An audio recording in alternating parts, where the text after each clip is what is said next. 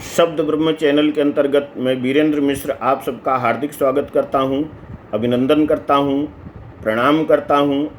मित्रों, अपने श्रीमद् भागवत महात्म्य में छठे अध्याय के कुछ हिस्सों को हिंदी प्रस्तुतिकरण देख लिया था। अब मैं वीरेंद्र मिश्र आप सबके सामने छठे अध्याय के बाकी हिस्से को हिंदी में प्रस्तुत करने का नम्र प्रयत्न कर रहा हूं। आगे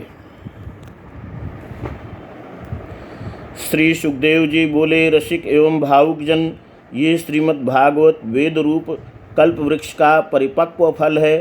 श्री सुखदेव जी रूप शुक्ल के मुख का संयोग होने से अमृत रस से परिपूर्ण है। वह रस ही रस है, इसमें न छिलका है न गुठली। वह इसी लोक में सुलभ है। जब तक शरीर में चेतना रहे तब तक आप लोग बार बार इसका पान करें। महामुनि व्यासदेव ने श्रीमद् भागवत महापुराण की रचना की है। इसमें निष्कपट निष्काम परम धर्म का निरूपण है। इसमें शुद्धांतकरण सत्पुरुषों के जानने योग्य कल्याणकारी वास्तविक वस्तु का वर्णन है, जिससे तीनों तापों की शांति होती है। इसका आश्रय लेने पर दूसरे शास्त्र अथवा साधन की आवश्यकता नहीं रहती।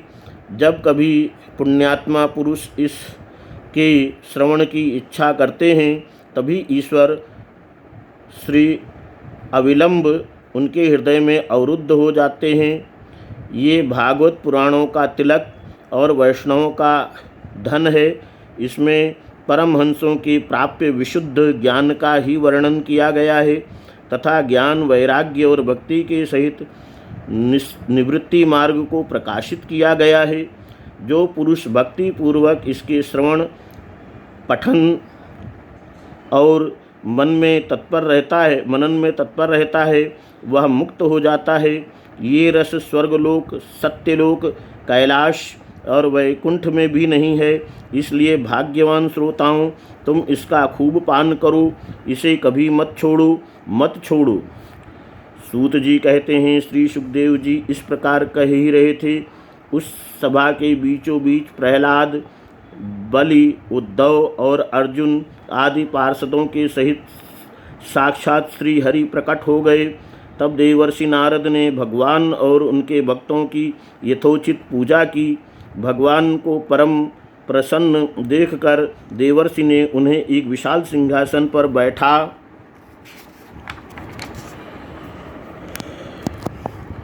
बैठा दिया और सब लोग उसके सामने संकीर्तन करने लगे।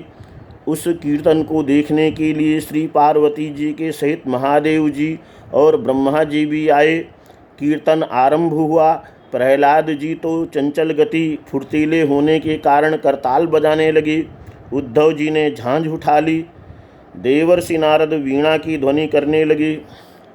स्वर विज्ञान गान विद्या में कुशल होने के कारण अर्जुन राग अलापने लगे। इंद्र ने मृदंग बजाना आरंभ किया। सनकादि बीच बीच में अन्य घोष करने लगे और सबके आगे सुखदेव जी तरह तरह की सरस अंग भंगी करके भाव बताने लगे। इन सबके बीच में परम तेजस्वी भक्ति, ज्ञान और वैराग्य वेदों के समान नटों के समान नाचने लगे। ऐसा अलौकिक कीर्तन देखकर भगवान प्रसन्न हो गए और इस प्रकार कहने लगे, मैं तुम्हारी इस कथा और कीर्तन से बहुत प्रसन्न हूँ।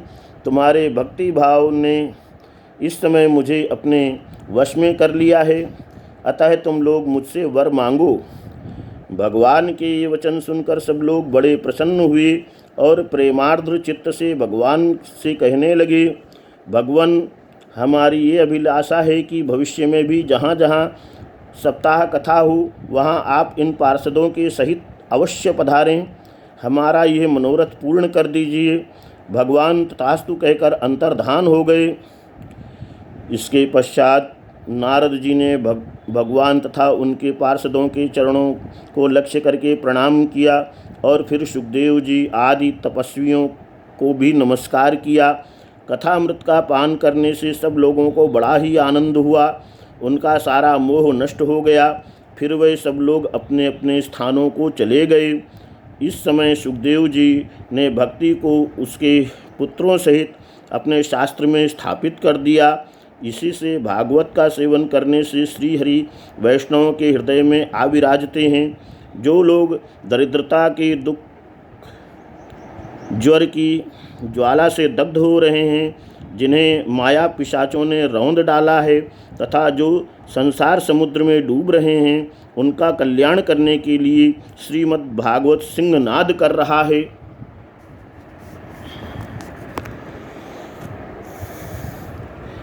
शौनक जी ने पूछा, सूत जी, सुखदेव जी ने राजा परीक्षित को, गोकर्ण ने धुंधुकारी को और सनकादि ने नारद जी को किस किस समय ये ग्रंथ सुनाया था, मेरा यह संशय दूर कर कीजिए।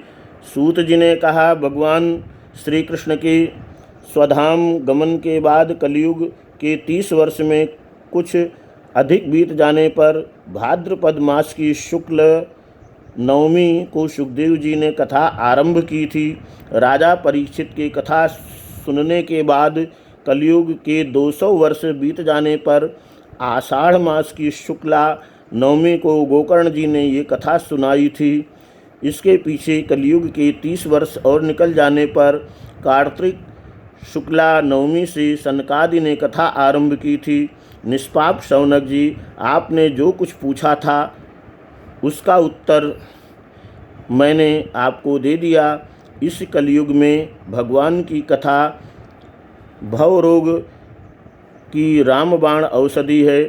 संतजन, आप लोग आदरपूर्वक इस कथामृत का पान कीजिए। यह श्री कृष्ण को अत्यंत प्रिय, संपूर्ण पापों का नाश करने वाला, मुक्ति का एकमात्र कारण और भक्ति को बढ़ाने वाला, लोक में अन्य कल्याणकारी साधनों का विचार करने और तीर्थों का सेवन करने से क्या होगा।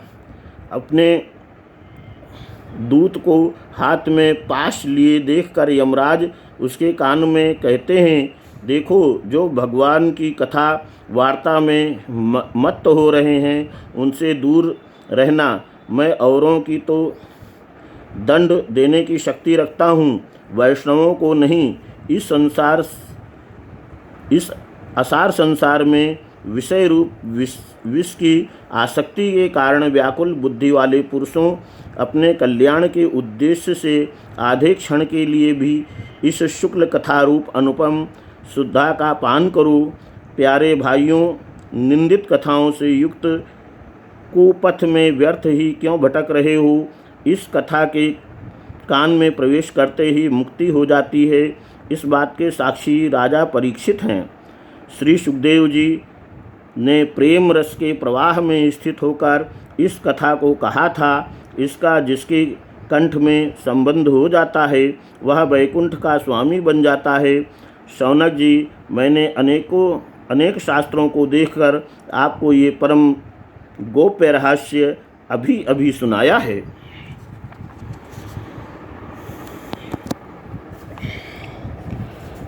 सब शास्त्रों के सिद्धांतों का यही निचोड़ है। संसार में इस शुक शास्त्र से अधिक पवित्र और कोई वस्तु नहीं है। अतः आप लोग परमानंद की प्राप्ति के लिए इस 12 स्कंध रूप रस का पान करें। जो पुरुष नियम पूर्वक इस कथा का भक्ति भाव से श्रवण करता है और जो शुद्धांतःकरण भगवत भक्तों के सामने इसे सुनाता है, वे दोनों ही विधि का पूरा पालन करने के कारण इसका यथार्थ फल पाते हैं। उनके लिए त्रिलोकी में कुछ भी असाध्य नहीं रह जाता।